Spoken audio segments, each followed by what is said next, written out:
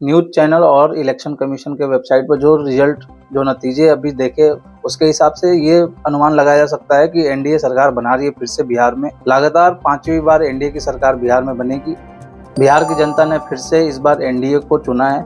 लेकिन अगर इस बार बिहार की जनता ने एनडीए को चुना है तो इस बार बिहार की जनता उनसे आने वाले 5 सालों में एक एक दिन का हिसाब लेगी।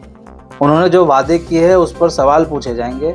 उन्होंने अगर वादे किए और 5 साल में पूरे नहीं करेंगे तो उस पर भी सवाल पूछे जाएंगे। हम और हमारे जैसे कई सारे लोग हैं जो सोशल मीडिया के माध्यम से जनता की बातों को सरकार तक पहुंचाते हैं, जनता के सवालों को सोशल मीडिया के माध्यम से सरकार तक पहुंचाने की कोशिश करते हैं। सरकार के अच्छे काम, सरकार के गड़बड़ियों को दिखाना, बताना एक भारतीय नागरिक होते हुए और एक वोटर होते हुए ये हमारा अधिकार है कि सरकार, जो एक लोकतांत्रिक देश भारत है जिसमें एक सरकार होती है जो जनता के द्वारा चुनी जाती है, उसकी खामियों, उसकी गलतियों को सरकार तक पहुंचाना, सरकार के लोगों तक पहुंचाना हर एक नागरिक की नैतिक जिम्मेदारी होती है। और वही काम हम लोग करते हैं।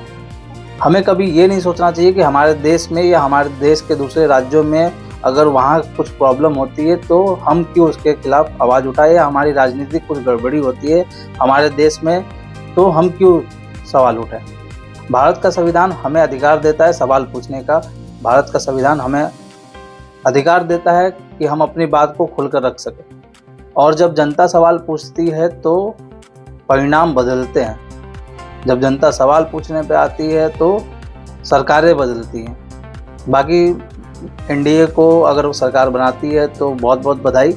आपने जो वादे किए हैं हम उम्मीद करेंगे कि आप उन वादों को पूरे करेंगे। आपने जो मैनिफेस्टो जारी किया है, दरभंगा एम्स बनाएंगे, आप बिहार में आईटी सेक्टर्स का निर्माण करेंगे, आप बिहार में हो रहे पलायन को कम करेंगे। रोकने की बात तो नहीं कह सकते लेकिन उसको आप कम करेंगे। बिहार में चल रही स्वास्थ्य व्यवस्था में गड़बड़ियों को ठीक करेंगे। बिहार में चल रही शिक्षा व्यवस्था की गड़बड़ियों में आप सुधार लाएंगे।